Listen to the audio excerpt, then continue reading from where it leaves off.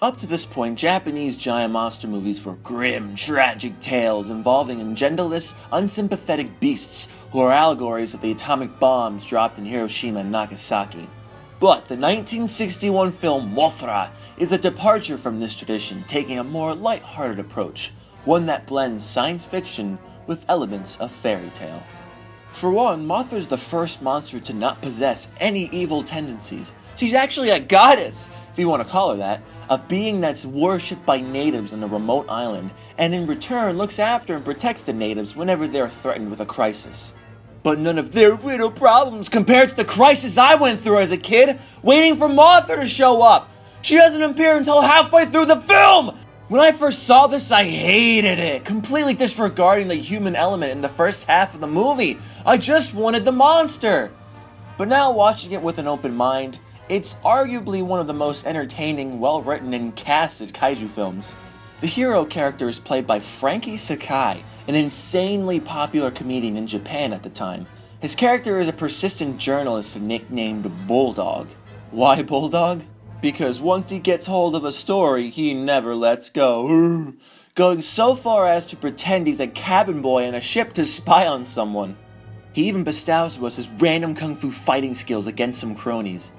This is actually a funny scene in the sense that it is genuinely funny, but at the same time it's terribly choreographed.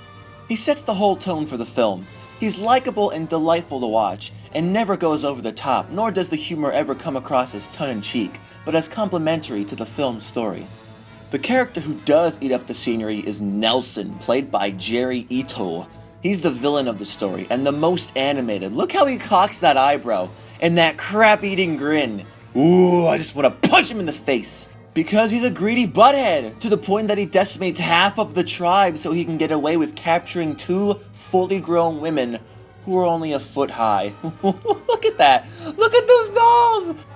And he exploits these women to the public to satisfy his greedy, power-hungry appetite. Great for him, but unfortunately for us, they never stop singing. This movie's very dancing and singing friendly, but it goes a little overboard.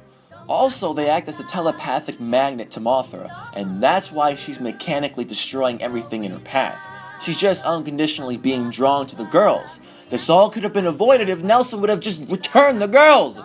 As for the actual monster mashing, Mothra doesn't really do much other than sluggishly scuttle about, although she does exhibit a cool power where she spits silk out of her mouth.